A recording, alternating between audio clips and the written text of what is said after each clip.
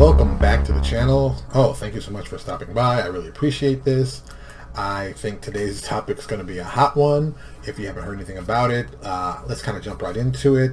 World of Darkness role-playing game headed to film and TV with a rival screenwriter, Eric Hessinger. That's on Hollywood Reporter, their website. It is big news.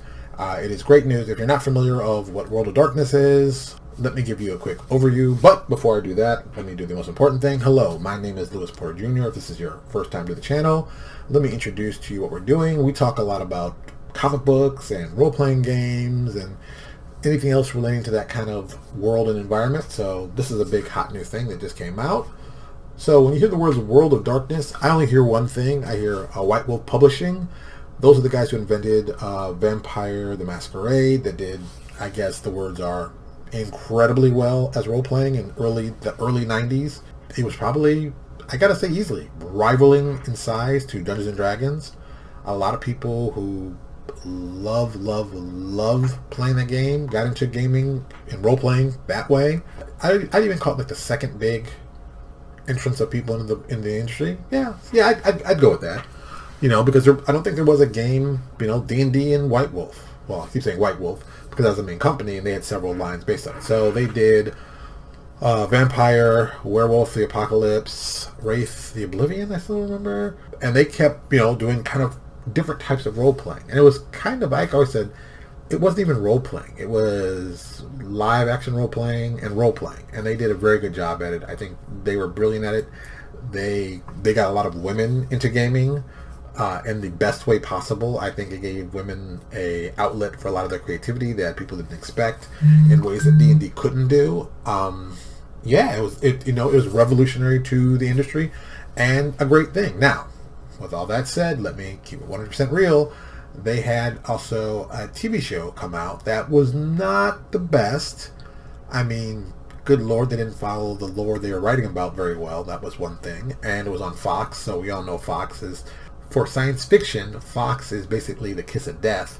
I don't understand why Fox keeps wanting to do like these sci-fi shows and then hates them. So I don't get that. It never made sense to me. For guys who invented the whole, X-Files that made them tons of money, they seem to hate science fiction. God, who understands that? But I won't even get into that aspect. So this is coming out, and I think this is really kind of cool that someone is so interested in doing this. What makes it even cool, the production company is called Hive Mind, which is known for The Witcher and The Expanse, and they have a fan base and people know them. And then they're going to work in concert with Paradox Interactive, which also is a video game company that's done very, very well. So I'm hoping this is the first step in, which I'm going to call the good and bad. The good is that tabletop gaming is going to get noticed by people in a larger sense. More people will notice it and notice the creativity that's going on and the world building. But let's be honest, that's all we do is build worlds here. We build all kinds of worlds. We do it all day long. We put up great histories. There's tons of us people doing it, from the smallest third-party publisher to the highest guys right behind WotC.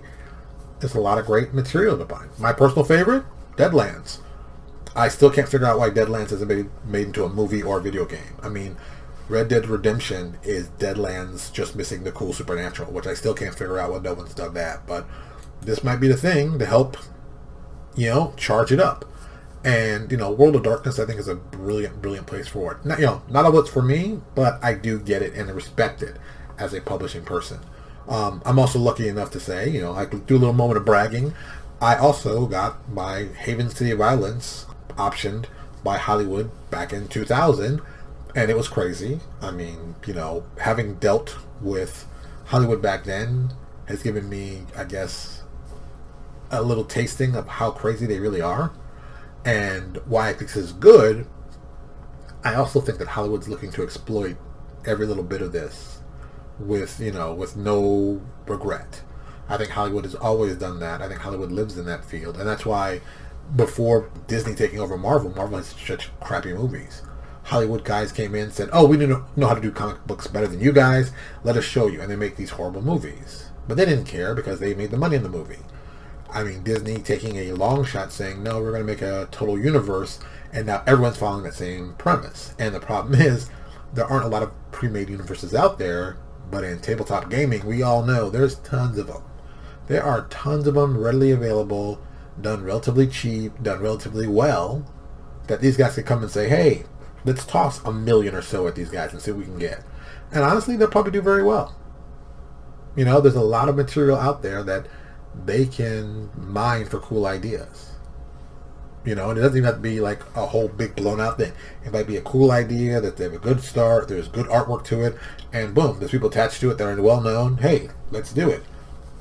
And I think that's going to happen. The fear is also that we're not ready for it as a group. Most people haven't done the research on making a successful business and understanding what that means. A lot of people are going to get involved with Hollywood in weird situations and find out how scummy Hollywood really is. I thought I knew how scummy Hollywood was till I got involved with them. And then I found out, wow, they are horrible. And, you know, once you see that, you know, you don't always want to play in their ball field. And I'm definitely one of those kinds of people. But there's other people, like John Rogers, who does both. He's a gamer, but he's well known and well respected in Hollywood and has done enough stuff where people like what he's doing. So I think this is a great idea. I think this is great for us as a whole to bring even more eyes into the industry. I think in the long run, it'll be only positive. Yeah, I guess I can't say there are negatives. Don't get me wrong. There's tons of negatives. There's going to be tons of people exploited. There's going to be tons of people coming in here lying about stuff. There'll be tons of guys tossing money at stuff that doesn't work.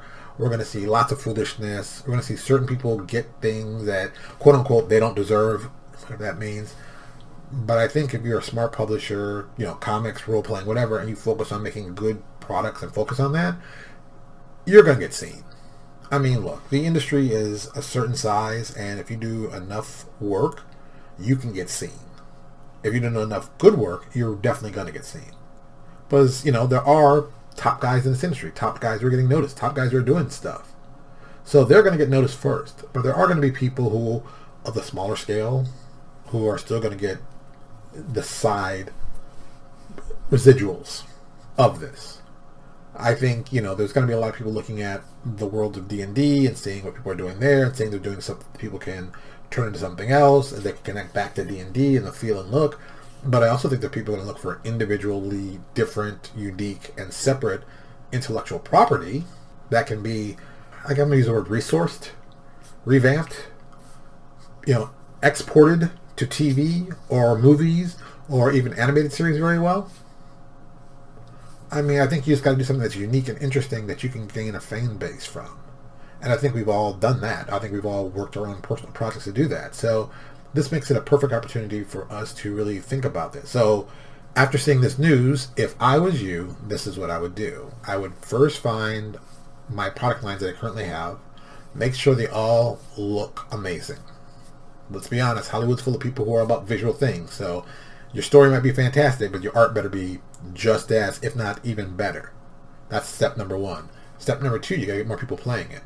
I think that means you got to start making more deals with people to get your products out there. You know, this is something that I just talked about yesterday. I'm going to have to start doing more print work to get people more excited about the thing I'm doing, because I know print will get you into stores. If you have it in print, you can get it in the stores. If you get it in the stores, you can get people to buy it. It ain't rocket science, but it is what it is. So just understand what's going on and you move accordingly like that. I think there are ways to do this in a very cool way that people like, and I think there's awesome ways that you can do it that people are really surprised at so much value you can do this with. So if you're doing comics, if you're doing role-playing games, now's the time. You know, Marvel's proven it for the last 10 years.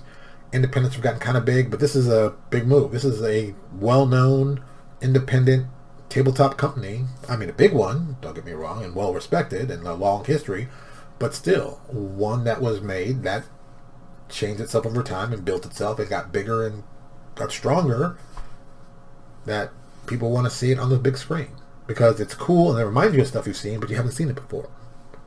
So that's all I'm saying. Just spend some time, think about what you could be doing, think about ways that you could increase your business, and look at this as an opportunity. Don't be jealous of this. I know some of you are like, oh, why them and not me? Doesn't matter. What's meant for you is for you. All you got to do is work hard and get it. That's it. That's all I got to say about that. So thank you so much for stopping by. I really appreciate it, and I will talk to you all later. Hey, thank you for checking out my channel.